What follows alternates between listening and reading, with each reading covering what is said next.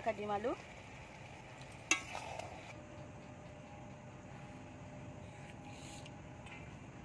নমস্কার বন্ধুরা, Mita daily cooking and ব্লগে আপনাদের সকলকে স্বাগত। আমি আবারও একটা নতুন ভিডিও নিয়ে চলে এসেছি। আজকের একটা মজাদার রেসিপি রান্না করব।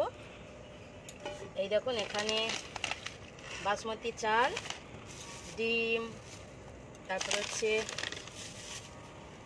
ডিম, আলু, পেঁয়াজ, রসুন, আদা, টমেটো সব এখানে নিয়ে নিচ্ছি। আজকের আমি চাল, ডিম, আলু সব এক পাকে রান্না করব। তাই রান্নাটা কেমনভাবে করি আপনারা স্কিপ না করে পুরো ভিডিওটি দেখতে থাকুন, আশা করি ভালো লাগবে। আর যারা আমার চ্যানেলে নতুন তারা চ্যানেলটি অবশ্যই সাবস্ক্রাইব করবেন। প্রথমে আমি চালটা নিয়ে নেব। চালটা আমি একটা এই যে বাটি নিয়েছি, বাটির সাহায্যে মেপে নেব।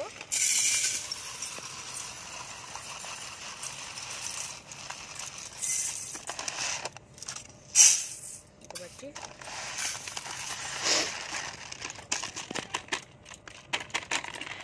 এখানে আমি দেড় বাটি চাল নিয়ে নিয়েছি। চালটা এবার আমি ভালো করে ধুয়ে নেব। একবারই ভালো করে একটু ধুয়ে নেব।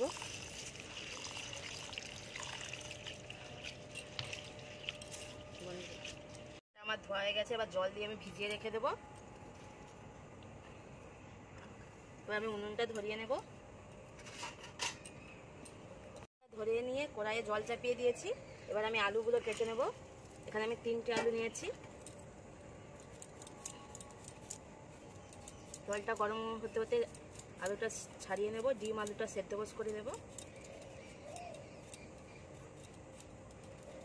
এই যে আলুটা আমি দুভাগ করে নিয়েছি। এই দেখুন, একটু বড়ই থাকবে আলুটা। ফুটে উঠেছে, এদিকে আমি আলু ডিমটা দিয়ে দেবো।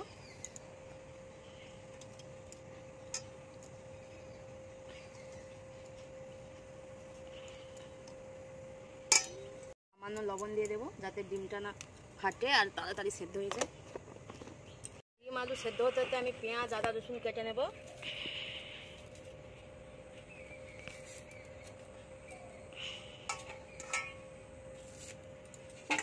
পেঁয়াজটা কুচিয়ে নিয়েছি আর আদা রসুনটা গ্রেট করে নেব। এখানে বেশি আদা রসুনটা মিহি করে বাটা যাবে না, একটু গ্রেট করে নিলেই হবে।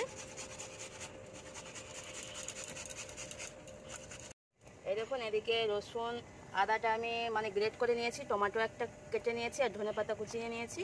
আর ডিমটাও আমার সেদ্ধ হয়ে গেছে, এবার তুলে নেব।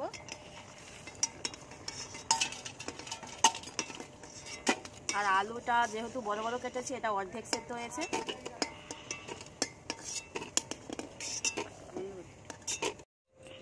এই দেখুন, এখানে ডিম ছাড়িয়ে নিয়েছি আর চালটা আমার ভেজানো ছিল, এটা আমি ঝরতে দিয়েছি, জল থাকবে না, এই জন্য ঝরতে দিয়েছি। আর এদিকে আমার কড়াই গরম হয়ে গেছে, তেল দিয়ে দেবো।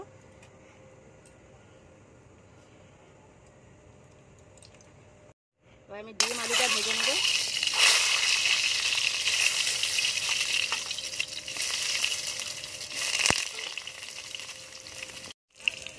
সামান্য পরিমাণ হলুদ দিয়ে দিলাম।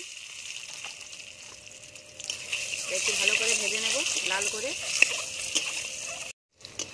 আমার ডিম আলুটা ভালো করে ভাজা হয়ে গেছে, তুলে নেব।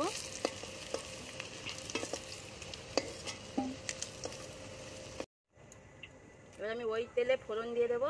শুকনো লঙ্কা, দারচিনি, এলাচ, লবঙ্গ আর জিরে আর তেজপাতা।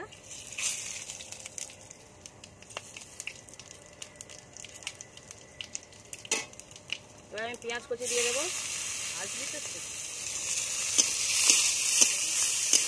পেঁয়াজটা ভালো করে ভেজে নেব।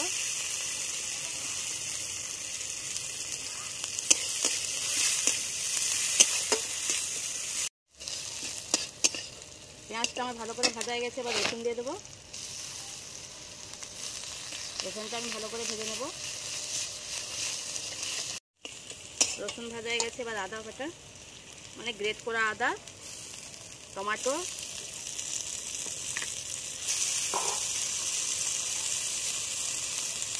হলুদ গুঁড়ো, লঙ্কার গুঁড়ো দিয়ে ভালো করে কষিয়ে নিতে হবে। আমার মশলাটা কষানো হয়ে গেছে ভালো করে। এবার আমি চালটা দিয়ে দেব।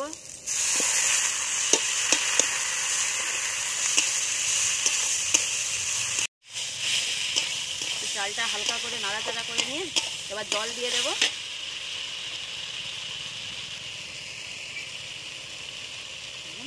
এখানে 1.5 বাটি চাল নিয়েছিলাম, তাহলে 3 বাটি জল দেব, মানে 1 বাটি চালে 2 বাটি জল।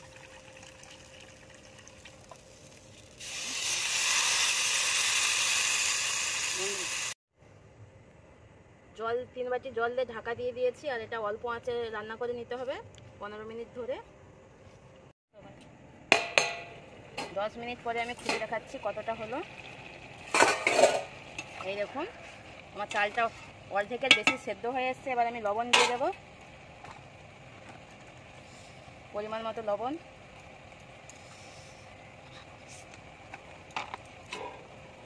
এবার আমি ডিম আলুটা দিয়ে দেবো, ভেজে রাখা ডিম আলু দিয়ে আবার চাপা দিয়ে দেবো। এই দেখুন এবার আমি ধনেপাতা উপর থেকে দিয়ে দেবো।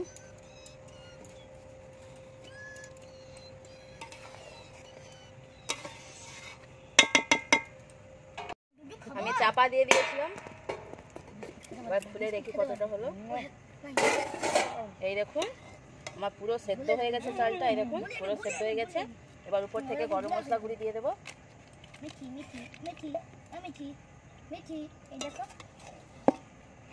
এটা ঠান্ডা হলে আরো ঝরঝরে হয়ে যাবে। একদম রান্নাটা কমপ্লিট। এই দেখুন কত সুন্দর দেখুন।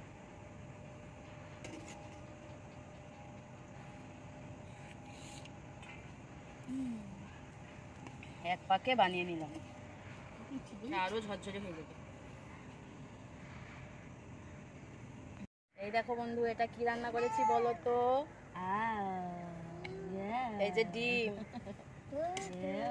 ডিম আলু ঝরঝরে হয়েছে। দেখো এটা কি রান্না করেছি, তোমরা সবাই কমেন্ট করে বলবে।